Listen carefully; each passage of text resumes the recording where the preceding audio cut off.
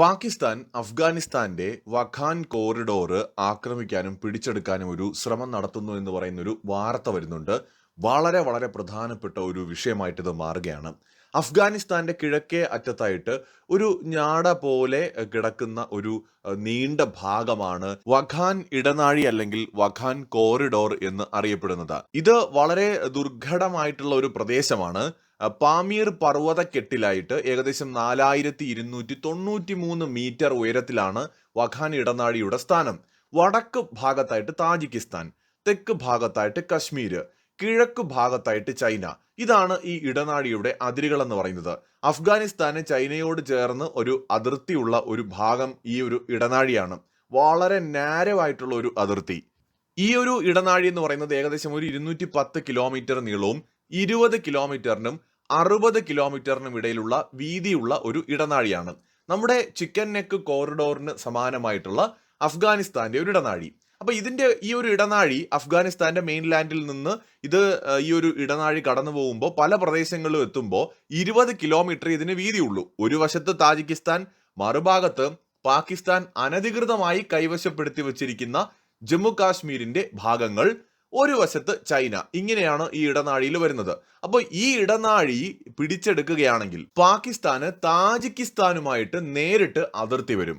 അതാണ് പാകിസ്ഥാൻ ഇതിലൂടെ ലക്ഷ്യമിടുന്നത്. അപ്പൊ ഈ ഇടനാഴിയിലെ ഒരു ഭാഗം പാകിസ്ഥാൻ ഇപ്പോൾ അവർ അനധികൃതമായി കൈവശപ്പെടുത്തിയിരിക്കുന്ന ജമ്മു ആൻഡ് കാശ്മീരിന്റെ ഭാഗമായ ഗിൽജിത് ബാൾട്ടിസ്ഥാൻ, ഇവിടെ പാക് പട്ടാളത്തിന് സ്വാധീനമുണ്ട്.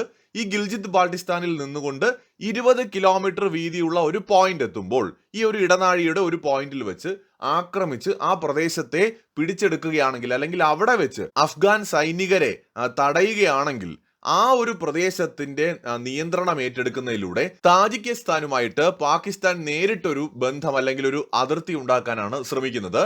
ഇത് ചൈനയും അഫ്ഗാനിസ്ഥാനും തമ്മിലുള്ള അതിർത്തി അല്ലെങ്കിൽ ബന്ധത്തെ ആ മാപ്പിൽ കട്ട് ചെയ്യുകയും ചെയ്യും. സാങ്കേതികമായിട്ട് ജമ്മു ആൻഡ് കാശ്മീർ ഇന്ത്യയുടേതാണെങ്കിലും നമുക്ക് എല്ലാവർക്കും അറിയാവുന്ന ഒരു യാഥാർത്ഥ്യമാണ്, ഗിൽജിത് ബാൾട്ടിസ്ഥാൻ എന്ന് പറയുന്നത് പാകിസ്ഥാന്റെ കയ്യിലാണ്. നമ്മൾ ഒഫീഷ്യലി ഡിക്ലെയർ ചെയ്തിട്ടുള്ള നമ്മുടെ മാപ്പിൽ നോക്കുമ്പോൾ നമ്മുടെ അയൽക്കാരായിട്ടാണ് നമുക്ക് അവിടെ അഫ്ഗാനിസ്ഥാനെ കാണാൻ കഴിയുന്നത്. എന്നാൽ യാഥാർത്ഥ്യം എന്താണെന്ന് വെച്ചാൽ ഈ ഒരു പ്രദേശം മാപ്പിൽ നമ്മുടേതായി നമ്മൾ കാണുന്ന പ്രദേശം നിയന്ത്രിക്കുന്നത് അനധികൃതമായിട്ട് പാകിസ്ഥാനാണ്. അപ്പൊ അതുകൊണ്ട് തന്നെ പാകിസ്ഥാൻ അവരുടേതായിട്ടാണ് ഈ പ്രദേശത്തെ കൈയാളുന്നത്. അപ്പോൾ അവരുടെ ആ ഒരു പ്രദേശവും ഈ താജിക്കിസ്ഥാനും തമ്മിലുള്ള ഒരു ബന്ധം, ഒരു അതിർത്തിയായിട്ട് അത് മാറുമെന്നാണ് ഇവർ കണക്കൂട്ടുന്നത്. അപ്പൊ അതുകൊണ്ടാണ് ഈ അഫ്ഗാനിസ്ഥാന്റെ ഈ ഒരു കോറിഡോറിനെ പാകിസ്ഥാൻ ലക്ഷ്യം വയ്ക്കുന്നത്.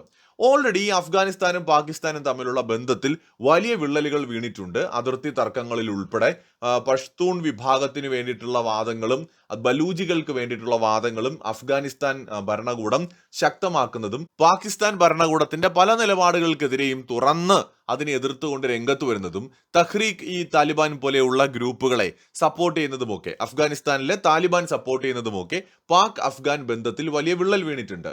അപ്പൊ ഇത് മാത്രമല്ല, പല ഈ പാകിസ്ഥാന്റെ ഗ്രാമങ്ങളും അതിർത്തി ഗ്രാമങ്ങളും താലിബാന്റെ നിയന്ത്രണത്തിലാണ്. തിരിച്ച് താലിബാനിലും ഭാഗികമായിട്ടൊക്കെ നഷ്ടങ്ങൾ ഉണ്ടാവുന്നുണ്ട്.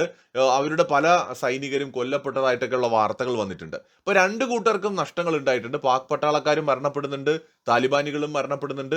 സോ ഇങ്ങനെ ഒരു വലിയ പ്രശ്നം നടക്കുന്നതിന്റെ ഇടയിലാണ് പാകിസ്ഥാൻ വലിയൊരു തയ്യാറെടുപ്പ് ഈ ഒരു വഖാൻ ഇടനാഴി പിടിച്ചെടുക്കുന്നതിനായിട്ട് നടത്തുന്നു എന്നൊരു വാർത്ത വരുന്നത്. ഇതിനു വേണ്ടിയിട്ട് താജിക്കിസ്ഥാനെ കൂടെ നിർത്താൻ പാകിസ്ഥാൻ ശ്രമിക്കുന്നു എന്നൊരു സൂചന കൂടിയുണ്ട്. പാകിസ്ഥാന്റെ മിലിറ്ററി ജനറൽ താജിക്കിസ്ഥാനിൽ പോവുകയും അവരുമായി ചർച്ച നടത്തുകയും തങ്ങൾ ഇങ്ങനൊരു നീക്കം ചെയ്യുകയാണെങ്കിൽ കൂടെ നിൽക്കണമെന്ന് ആവശ്യപ്പെടുകയും ചെയ്തു എന്നാണ് പാക് മാധ്യമങ്ങൾ റിപ്പോർട്ട് ചെയ്യുന്നത്. എന്നാൽ ഇവിടെ ഒരു വലിയ ട്വിസ്റ്റ് എന്താണെന്ന് വെച്ചാൽ ഈ വിഷയത്തെക്കുറിച്ചുള്ള താലിബാന്റെ പ്രതികരണമാണ്. അതായത് ഈ താലിബാനിലെ അല്ലെങ്കിൽ അഫ്ഗാൻ ഗവൺമെന്റിലെ ഒരു ടോപ്പ് ആയിട്ടുള്ള ഒരു ലീഡർ എന്ന് പറയാവുന്ന അക്ഷ്ടാനി സായ് എന്ന് പറയുന്ന അവരുടെ വിദേശകാര്യ മന്ത്രി, സഹവിദേശകാര്യ മന്ത്രിയാണ് ഇദ്ദേഹം x.com ഒരു ട്വീറ്റ് പങ്കുവച്ചിട്ടുണ്ട്. പാകിസ്ഥാൻ മാധ്യമങ്ങൾ ഇത്തരത്തിൽ വഖാൻ റീജിയൺ അല്ലെങ്കിൽ കോറിഡോർ പിടിച്ചെടുക്കാൻ ഒരു സാധ്യതയുണ്ടെന്ന് പറഞ്ഞ് വാർത്തകളൊക്കെ കൊടുക്കുന്നത് ഞങ്ങൾ കാണുന്നുണ്ട്. നിങ്ങൾ മനസ്സിലാക്കേണ്ടത് 1971 ഇന്ത്യ പാകിസ്ഥാൻ യുദ്ധത്തിൽ നിങ്ങൾ എത്രത്തോളം നാണം കെട്ട പരാജയമാണ് നേരിട്ടത് എന്നതാണ്. നിങ്ങളുടെ ട്രാക്ക് റെക്കോർഡ്, പാകിസ്ഥാൻ മിലിറ്ററിയുടെ ട്രാക്ക് റെക്കോർഡ് എന്ന് പറയുന്നത് വളരെ പുവറാണ്. നിങ്ങൾ 1971 ഇന്ത്യ പാക് യുദ്ധത്തിൽ പരാജയപ്പെട്ടവരാണ്. നിങ്ങളുടെ പാകിസ്ഥാന്റെ ഭാഗമായിട്ടുള്ള ഒരു പ്രദേശം, ഈസ്റ്റ് പ്രദേശം ഇന്നത്തെ ബംഗ്ലാദേശ് ആയിട്ട് മാറിയത് അപ്പോഴാണ്. ഏകദേശം 93,000 പട്ടാളക്കാര് ഇന്ത്യയുടെ മുമ്പിൽ സറണ്ടർ ആയത് മോഡേൺ ഹിസ്റ്ററിയിലെ തന്നെ ഏറ്റവും വലിയൊരു തോൽവിയാണ് നിങ്ങൾക്ക് നേരിടേണ്ടി വന്നത്.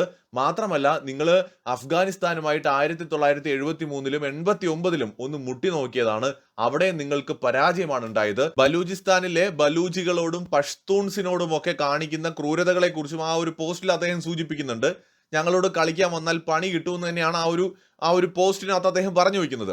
അക്സ്റ്റാനിസായി എന്ന് പറയുന്നത് ഒരു ചില്ലറക്കാരനായിട്ടുള്ള ആളൊന്നുമല്ല. ഇന്ത്യൻ മിലിറ്ററിയുടെ പരിശീലനം കിട്ടിയിട്ടുള്ള വ്യക്തിയാണ് അദ്ദേഹം. വളരെയധികം വാർത്താ മാധ്യമങ്ങളിലൊക്കെ നിറഞ്ഞു നിൽക്കുന്ന ഒരാളാണ് എന്ന് മാത്രമല്ല, ഈ താലിബാനിൽ വളരെ വലിയ സ്വാധീനമുള്ള ഒരു വ്യക്തി കൂടിയാണ്. മാത്രമല്ല, താലിബാന്റെ കൂട്ടത്തിൽ അത്യാവശ്യം നല്ല വിവരവും വിദ്യാഭ്യാസമൊക്കെ ഉള്ള ഒരു വ്യക്തി കൂടിയാണ്. പൊളിറ്റിക്കൽ സയൻസ് അഫ്ഗാനിസ്ഥാനിൽ ഇദ്ദേഹം പഠിക്കുകയും മാസ്റ്റർ ഡിഗ്രിയൊക്കെ നേടുകയും ചെയ്തിട്ടുണ്ട്. ഇംഗ്ലീഷ്, ഉറുദു, പഷ്തോ അങ്ങനെയൊക്കെയുള്ള ഭാഷകൾ സംസാരിക്കാൻ കഴിയുന്ന ഒരു വ്യക്തിയാണ് ഇദ്ദേഹം. ഇന്ത്യയുടെ പരിശീലനം, ഇന്ത്യൻ ആർമിയുടെ പരിശീലനം എങ്ങനെയാണ് നേടിയെന്ന് വെച്ചാൽ, ഇൻഡോ അഫ്ഗാൻ കോർപ്പറേഷൻ പ്രോഗ്രാമിന്റെ ഭാഗമായിട്ട് 1979 മുതൽ 1982 വരെയാണ് ഇന്ത്യയുടെ ആർമി കേഡറ്റ് കോളേജിൽ ഇദ്ദേഹം പരിശീലനം നേടിയത്. സോ ഇദ്ദേഹമാണ് ഇപ്പോൾ പാകിസ്ഥാനെ ഓർമ്മിപ്പിച്ചിരിക്കുന്നത് 71-ലെ പരാജയത്തെ കുറിച്ച്. ഇൻട്രസ്റ്റിംഗ് ആയിട്ടുള്ള കാര്യം, ബംഗ്ലാദേശികൾ പറഞ്ഞത് ഈ അടുത്ത കാലത്തായിട്ട് എന്താണ് പറഞ്ഞത്? ഇന്ത്യ എന്ന് പറയുന്ന രാജ്യത്തിന്റെ സഹായം കൊണ്ടൊന്നുമല്ല അവർക്ക് സ്വാതന്ത്ര്യം കിട്ടിയത്. കാരണം ബംഗ്ലാദേശികൾ മറക്കാൻ ആഗ്രഹിക്കുകയാണ്.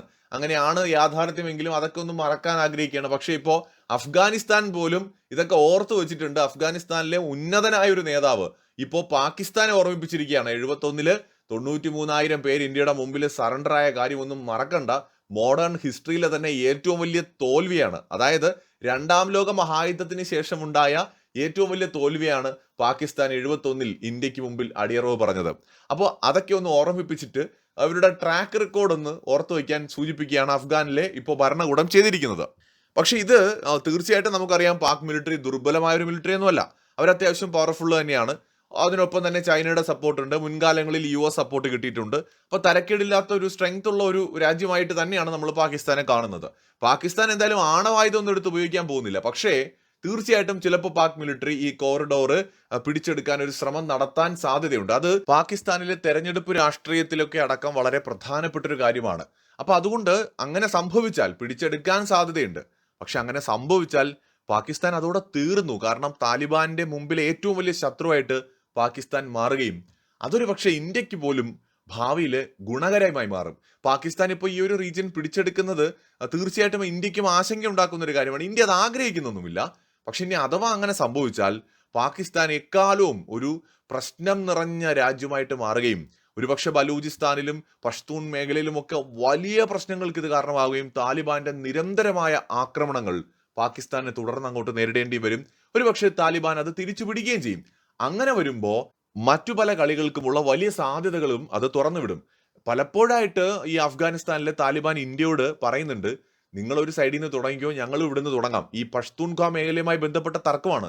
പഷ്തൂൺസിനെ പാകിസ്ഥാൻ ഗവൺമെന്റും മിലിറ്ററിയും ഒക്കെ വളരെ നീചമായ രീതിയിൽ കൈകാര്യം ചെയ്യുന്നു എന്നാണ് ഈ അഫ്ഗാൻ പറയുന്നത്. അഫ്ഗാനിസ്ഥാനിലെ ചരിത്രവുമായും കൾച്ചറുമായിട്ടൊക്കെ ബന്ധമുള്ള വിഭാഗമാണ് ഈ പഷ്തൂൺസ്. സോ അവരോടുള്ള ഈ ഒരു വിവേചനപരമായ പെരുമാറ്റം, പിന്നെ ഈ പഷ്തൂൺ മേഖല, അവർ താമസിക്കുന്ന ഈ ഖൈബർ പഖ്തൂൺഖ്വ മേഖല എന്ന് പറയുന്നത് അഫ്ഗാനിസ്ഥാന്റെ ഭാഗമായിട്ടാണ് ഹിസ്റ്റോറിക്കലി ഉള്ളത് എന്നും താലിബാൻ ക്ലെയിം ചെയ്യുന്നുണ്ട്. അപ്പൊ ഈ പ്രദേശം ഞങ്ങൾ പിടിച്ചെടുക്കാം, അങ്ങനെ വരുമ്പോൾ നിങ്ങൾക്ക് നൈസായിട്ട് വേണമെങ്കിൽ കയറി പാക് അധീന കാശ്മീർ പിടിച്ചെടുക്കാൻ കഴിയും, നമുക്ക് രണ്ടുപേർക്കും കൂടെ രണ്ട് സൈഡിൽ നിന്ന് തുടങ്ങാമെന്ന് പലപ്പോഴായിട്ട് താലിബാന്റെ നേതാക്കളൊക്കെ ട്വിറ്ററിലും മറ്റുമൊക്കെ പറയാറുണ്ട്. അപ്പൊ എന്തായാലും വലിയ സാധ്യതകൾ അങ്ങനെയാണെങ്കിൽ ഇത് തുറന്നിടും. കാരണം ഈ ഇടനാഴി അഫ്ഗാനിസ്ഥാനെ സംബന്ധിച്ചിടത്തോളം വളരെ പ്രധാനമാണ്. കാരണം ചൈനയുമായിട്ട് ആകെ അതിർത്തി കിട്ടുന്ന ഒരു മേഖലയാണ്. മാത്രമല്ല ഇന്ത്യയുമായിട്ടും ഭാവിയിൽ അതിർത്തി ഉണ്ടാകുന്ന ഒരു മേഖലയാണ്. സോ അങ്ങനെയൊക്കെയുള്ള ഒരു സാധ്യതയിൽ തീർച്ചയായിട്ടും അഫ്ഗാനിലെ ഭരണകൂടം വളരെ സീരിയസ് ആയിട്ട് ഈ ടോപ്പിക് എടുക്കുമെന്ന് തന്നെയാണ് പ്രതീക്ഷിക്കുന്നത്. മറ്റൊരു വീഡിയോ ആയിട്ട് വീണ്ടും കാണാം.